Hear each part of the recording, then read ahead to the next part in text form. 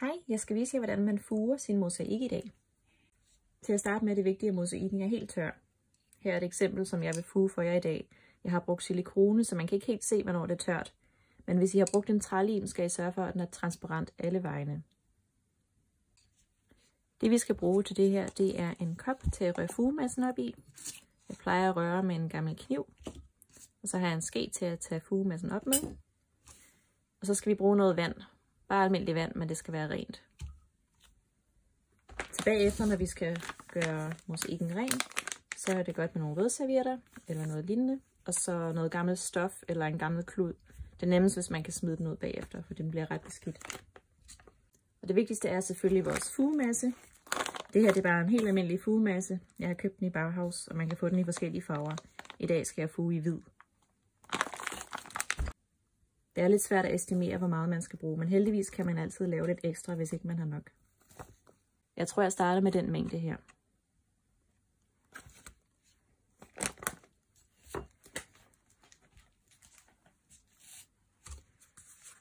Så tager jeg mit vand. Og man skal passe på her, at man ikke kommer for meget vand i, fordi så skal man tilføje en masse mere pulver. Det er bedre at komme lidt for lidt i starten, og så røre flere gange. Jeg bruger en gammel kniv. Man kan godt vaske den bagefter, men jeg har bare en, jeg altid bruger til at fuge. Og man skal røre forsigtigt. Det kan også være en god idé at tage en støvmaske på, for det kan godt støve lidt.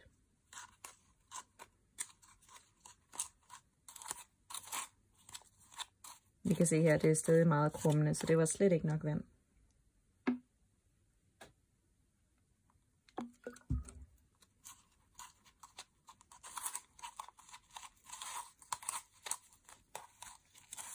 Nu klistrer det lidt mere, men vi leder efter en konsistens, som er sådan lidt grødagtig.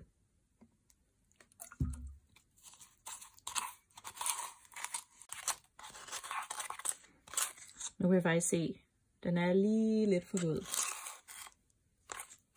Så der kommer lige en lille smule mere fuge i.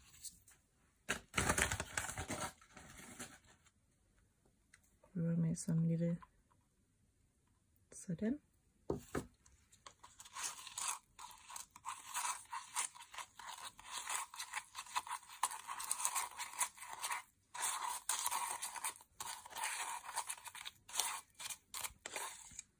Nu har vi en tyk grød. Den konsistens godkender jeg.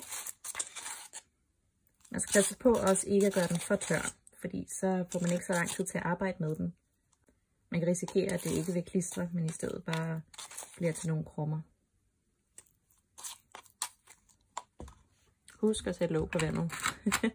Det ved jeg fra erfaring, det har jeg lært. Nå. Det kan være en god idé lige at putte en avis under der, hvor man skal arbejde. Sådan. Og så min mosaik. Så hele pointen det er sådan set, at vi skal have fyldt alle mellemrummene ud, så den bliver fin og glat i overfladen. Fugen er ikke farlig at røre ved, så man kan godt gøre det med hænderne. Men hvis man vil undgå at blive for beskidt, så kan man også tage nogle handsker på. Nu den hvide fuge, den er jo ikke så farlig, kan man sige. Den farver ikke så meget. Men hvis nu det var en sort fuge, man fugede med, så skulle man jo nok passe lidt mere på tøjet og det hele.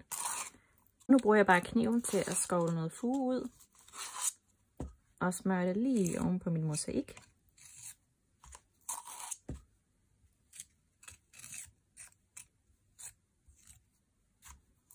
Man skal passe på, at man ikke ridser stenene for meget, hvis man bruger kniven. Og i det tilfælde kan man bruge, jeg har en gammel dejskraber, I kan se, den er blevet brugt mange gange til at fuge. Den kan man bruge, hvis ikke man vil bruge fingrene for eksempel. Det er også nemmere til større arealer at bruge sådan en her. Og man skal ikke være så bekymret for, at man får fuge ud over det hele. Selvfølgelig på den her vil jeg undgå at få det ind i krukken, så det prøver jeg at passe på med. Men den er relativt nem at vaske af, hvis man får den nogle steder, som man ikke vil have den.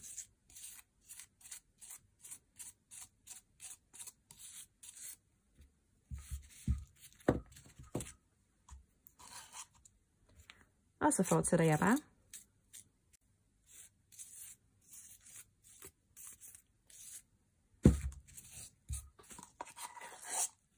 Jeg tror faktisk, det er en meget god mængde, jeg fik blandet. Det var lidt heldigt.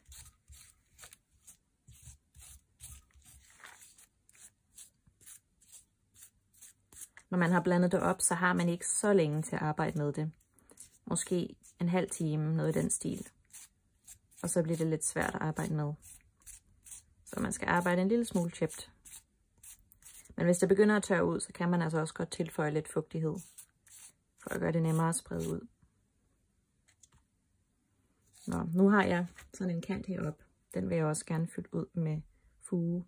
Men det er lidt svært at gøre med den der dejskraber, så nu kommer jeg til at bruge fingeren.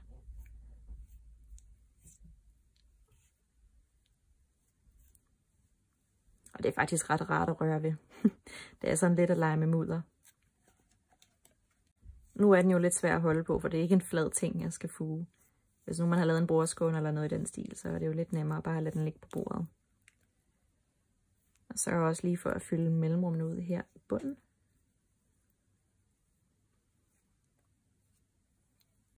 Når jeg har fået fugen ud over det hele, så kører jeg lige lidt over med nogle flere gange. Og sørger for, at det faktisk er kommet ned i alle mellemrummene, der hvor jeg gerne vil have det. I den forbindelse, så kan man også tage det ekstra af. Det overskydende. Det plejer jeg bare at tørre af i koppen her. Så ligger det også der, hvis nu jeg finder et hul senere, som skal fyldes ud.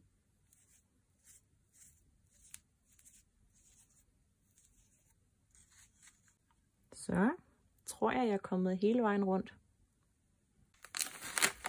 Det næste jeg gør, det er så at tage en vådserviet. Den kan man bruge til fingeren, men man kan også nemlig tørre mere af det overskydende af. Sådan. Man skal passe på det her tidspunkt, at man ikke graver fugen ud af mellemrummene. Ideen er bare, at man får det overskydende oven på fliserne af. Og hvis man synes, at den graver for meget ud, når man gør det, så skal man enten bruge en tørklud, eller også så skal man lige vente et stykke tid med at tørre af. Så fugen lige når at sætte sig lidt mere. Men i det her tilfælde synes jeg, at det ser faktisk meget fint ud.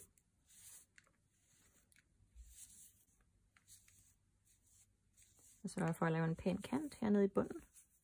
Fugen kan heller ikke rigtig holde sig selv, så man skal sørge for, at den ligger inde i mellemrummene. Hvis det bare ligger ovenpå, så falder det nemt af bagefter.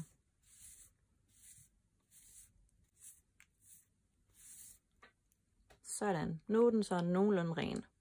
Nu venter jeg sådan 15-30 minutter. Det kommer lidt an på, hvad det er for noget, man fuger. Og så kommer jeg tilbage og pudser den bagefter. Mens jeg venter, så plejer jeg at rydde op og lige vaske mine redskaber af. Det er bedst at tørre det mest overskydende fuge af med et stykke papir. Men når der bare er en lille smule tilbage, så kan man godt vaske det ud i vasken. Et rent stykke avis kan også være en god idé. Der ligger ligesom et slør oven på alle mosaikstykkerne nu. Og på den her er det lidt svært at se, men hvis man fuger med en mørkere fuge, f.eks. en grå, så kan man se, når det begynder at tørre, så bliver det oven på stenene, det bliver ligesom lysere. Og så ved man også, og så kan man sagtens gå i gang med at pudse. Så nu tager jeg bare mit gamle stykke stof. Jeg tror faktisk, det her stykke kommer fra en gammel t-shirt, som der var nogle huller i. Og nu kan jeg forsigtigt pudse hver sten for sig. På det her tidspunkt skal man stadig passe på, at man ikke graver fugen ud af mellemrummene. Især hvis man har store fuger, og mine her, de er ret store.